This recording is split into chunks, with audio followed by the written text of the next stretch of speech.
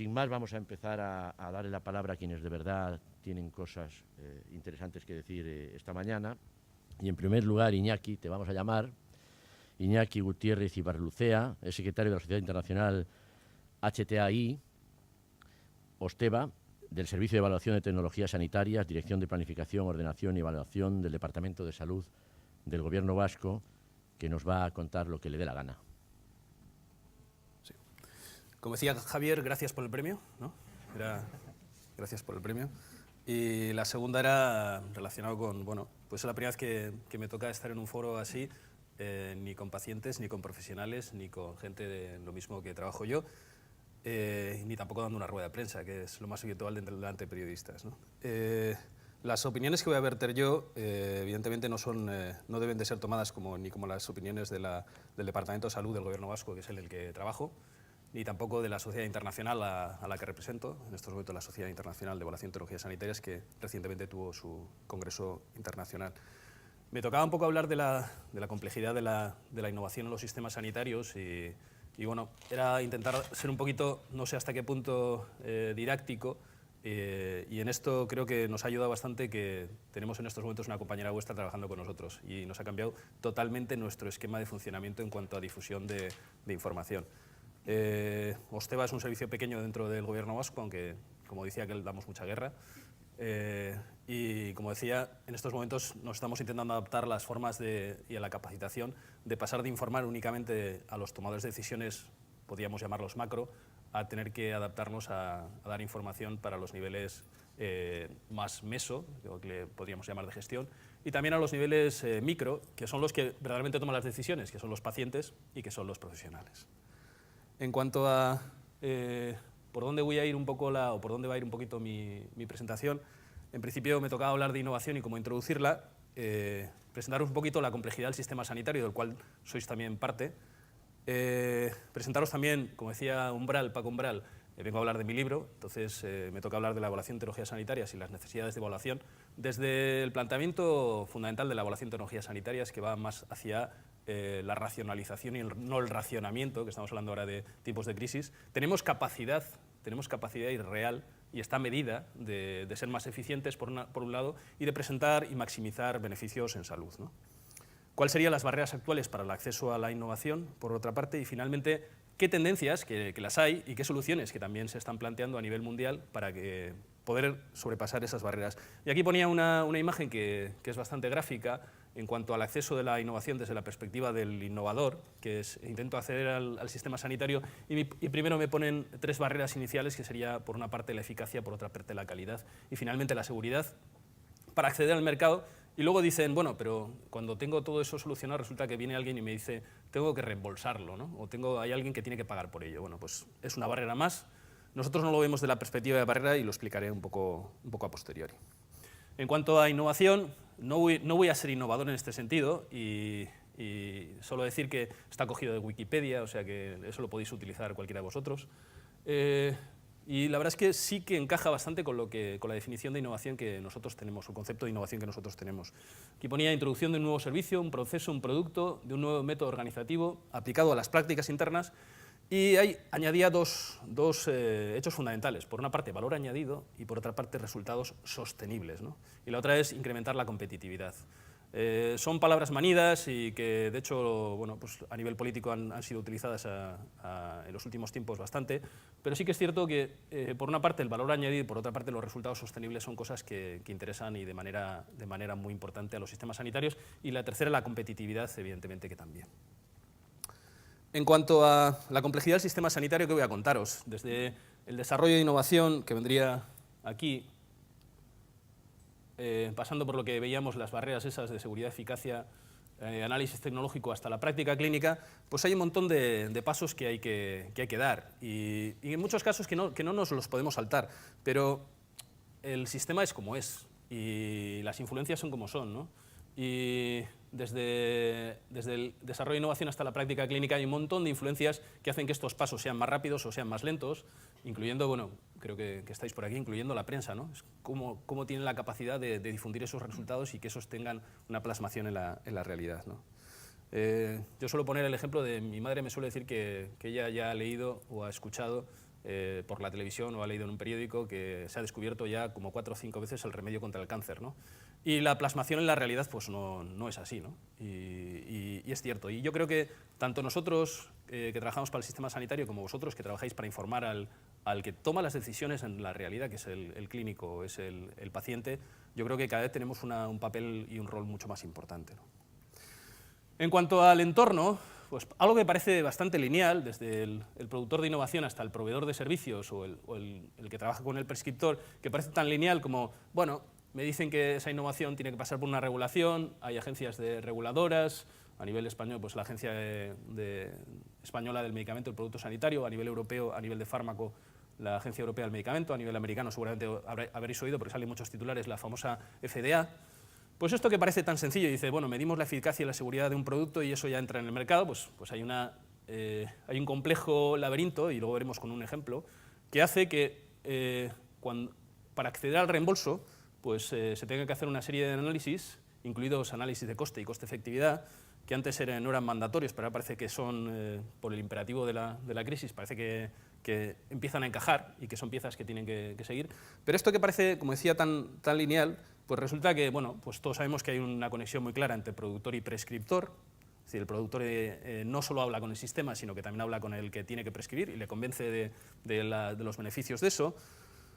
También existe una conexión entre productor y sociedad. Todos sabemos que el productor de innovación también influye en las asociaciones de pacientes, en los pacientes, en la ciudadanía. Incluso saca, antes de tener producto, saca innovaciones que él piensa que pueden impactar en el sistema. Incluso la sociedad y pacientes influyen en el prescriptor. Todos sabemos, querido doctor, ¿y de lo mío qué, no? Y es que necesito algo. Y eso influye en que el prescriptor al final indique o plantee una tecnología y esa tecnología vaya a la práctica. Y finalmente, bueno, pues evidentemente la sociedad y los pacientes pues, influyen sobre el propio sistema sanitario para que las cosas vayan adelante, ¿no? Y finalmente, bueno, pues ahora también el productor influye sobre el proveedor y esos aspectos hablaremos un poquito más adelante. En cuanto a mi libro, yo vengo a hablar de la evaluación de tecnologías sanitarias. Bueno, la verdad es que en castellano lo de tecnología queda bastante raro, ¿no? Porque tecnología nosotros lo sentimos como un cachivache, ¿no? Como un aparato, un dispositivo, algo que tiene que tener un carácter físico, ¿no? En esto no voy a ser tampoco innovador, y hay el pasado presidente de la sociedad, que es Clifford Goodman, que es el director del Levin Group en Estados Unidos. Un día que le decía yo, Clifford, digo, tengo un problema porque en España me cuesta mucho explicar qué es tecnología sanitaria. Y me decía, la tecnología sanitaria es conocimiento en la práctica. Y es cierto, es cualquier cosa que tengamos como conocimiento que la podemos trasladar a ser práctica. Y ahí podemos englobar, pues desde un fármaco, desde un cachivache, que sería lo que nosotros conocemos como tecnología, hasta lo que podríamos denominar una forma nueva de realizar servicios, de proveer servicios, de realizar programas, etcétera. En cuanto a la tecnología, la evaluación de tecnologías sanitarias, bueno, es multidisciplinar, y por eso tengo que decir que desde que tenemos una periodista en el servicio, pues ese trabajo es muchísimo más multidisciplinar y muchísimo más gratificante en el sentido, sobre todo, de la difusión de información, y examina sistemáticamente cosas que examinan también los organismos reguladores, que es la eficacia clínica, es decir, si es seguro el cachivache o si es seguro el programa, si es eficaz, es decir, si vale para lo que tiene que valer, si es efectivo, no solo es que vale para lo que tiene que valer, sino que nos vale para nuestro sistema y nos procura unos resultados determinados, que tiene un coste que es más o menos afrontable, que comparando con otros cachivaches del mismo modo sale ganando. Y no solo eso, si lo podemos implementar en nuestra organización, ¿y cuáles son las consecuencias legales de esa implementación o las consecuencias éticas? Es decir, no solo es el paso de es seguro y vale para lo que vale, sino tenemos la capacidad de asumirlo como organización y, segundo, tenemos la capacidad de afrontarlo de manera económica y encaja dentro de nuestra sociedad. Los motivos para la implantación de la evaluación, pues hace 2 años publicamos con una chica que estuvo trabajando en un máster en la Universidad de Deusto sobre sostenibilidad de los sistemas sanitarios. ¿Cuáles eran las razones para implementar la evaluación de tecnologías sanitarias? Bueno, y curiosamente ninguna de ellas tenía relación con lo que hoy llamamos como, bueno, la afrontabilidad de los sistemas y el tema de los costes, sino más bien era soportar la toma de decisiones, la credibilidad, la transparencia y la rendición de cuentas por parte de los sistemas, para incrementar la calidad de los servicios sanitarios o la sostenibilidad de los sistemas, pero mirando desde la maximización de los beneficios en los pacientes, ¿no? Nosotros le llamamos, habéis visto que había 3 barreras o 3 saltos, ¿no? Seguridad, calidad, eficacia, y el siguiente era reembolso, ¿no? Muchos, sobre todo desde, yo le llamo el lado oscuro de la fuerza, nos suelen decir que nosotros somos la cuarta valla, la cuarta barrera. Yo diría que somos la cuarta garantía, es decir, lo que asegura que la información que se provee a los sistemas, de alguna manera, se implementa con la mayor calidad. Es decir, no solo es qué es necesario para llegar al mercado, sino qué es necesario para ser reembolsado, es decir, para que alguien pague por esos servicios. La segunda es, no solo que el producto es seguro, tiene calidad y es eficaz, que serían las 3 primeras garantías, sino que los productores tienen que demostrar efectividad y coste-efectividad, es decir, que en la realidad eso funciona. No solo vale que existe una tecnología y que parece que vale para lo que vale, sino que eso tiene un desarrollo y unos resultados en pacientes. Si el producto es mejor que las alternativas existentes y el producto aporta un valor añadido, y ahí añado la parte de innovación, valor añadido, ¿no?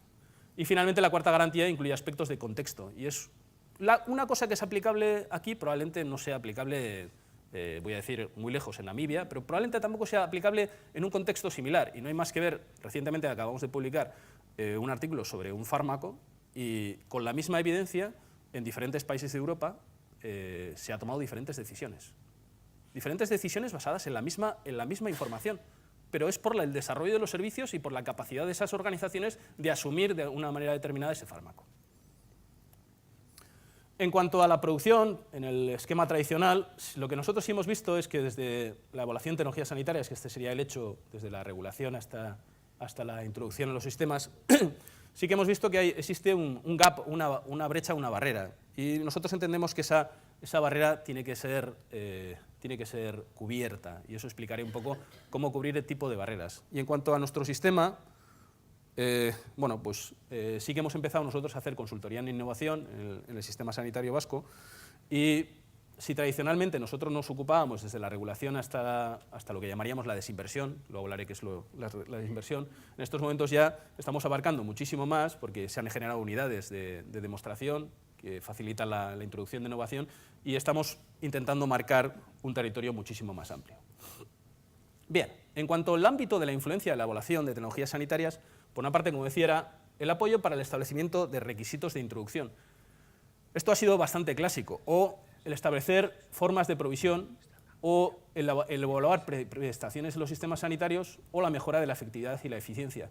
Y una de las cosas que ha surgido a lo largo de los tiempos y que también es una forma de intentar sobrepasar esas barreras es lo que se ha llamado diálogo temprano. Diálogo temprano con los manufacturadores y reguladores para establecer resultados o variables que hagan que la innovación se traslade de una manera más eficaz a los sistemas sanitarios.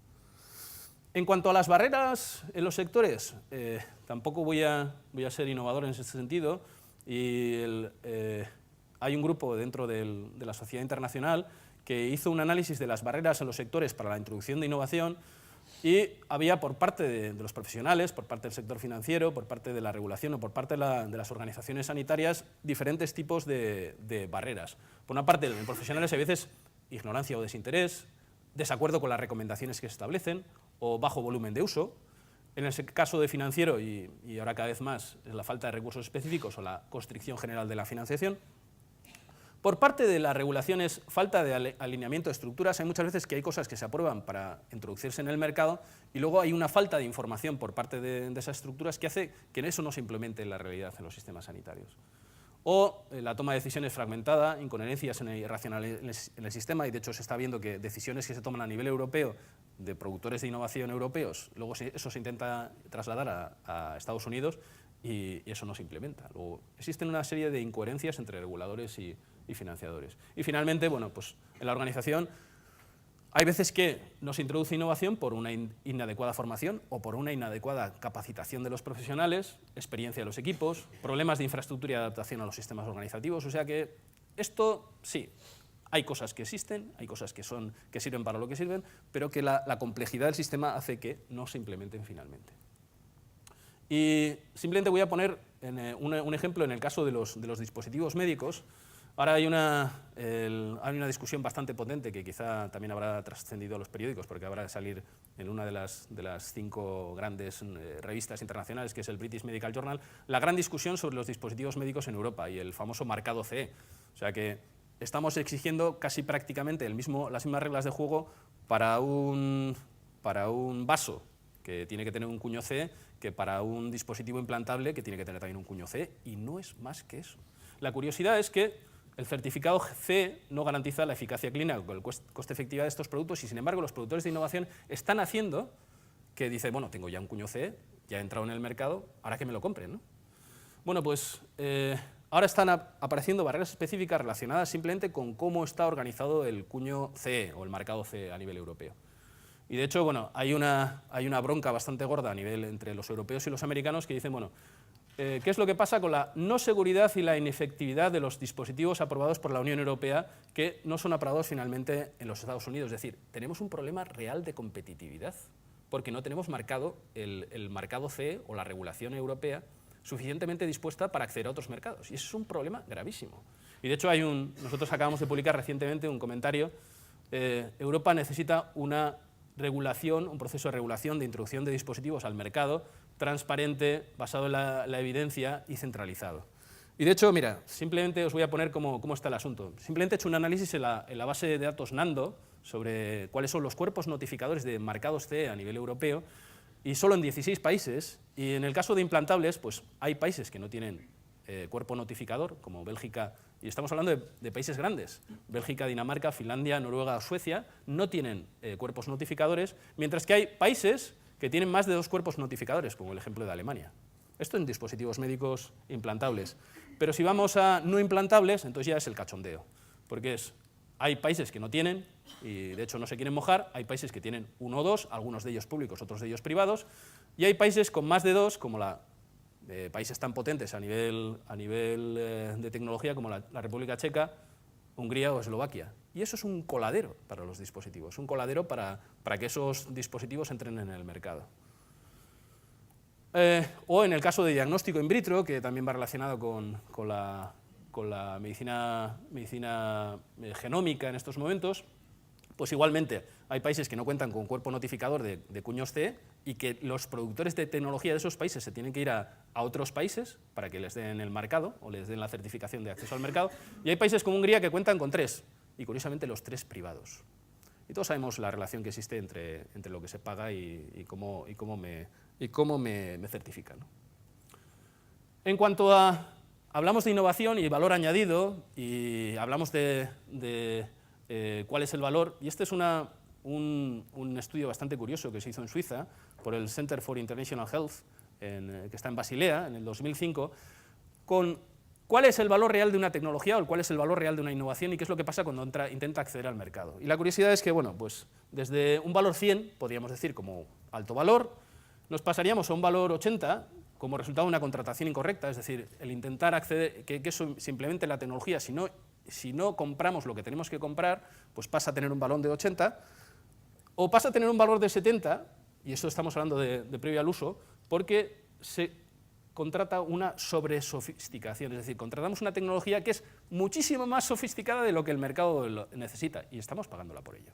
Pero bueno, cuando ya entramos en cuanto a lo que sería el uso en el mercado, pues pasaríamos a un nivel 40 si hay un uso irracional, es decir, de un resultado 100 de innovación pasaríamos a un resultado 40 de innovación porque no se utiliza adecuadamente, es decir, o porque no tenemos los profesionales adecuados o porque no podemos implementarla, o pasaríamos a un nivel de 20 o de 10 si no hay piezas de repuesto o no tenemos mantenimiento, que es lo que pasa en muchos países, sobre todo en países de lo que llamaríamos de medio o bajo influencia.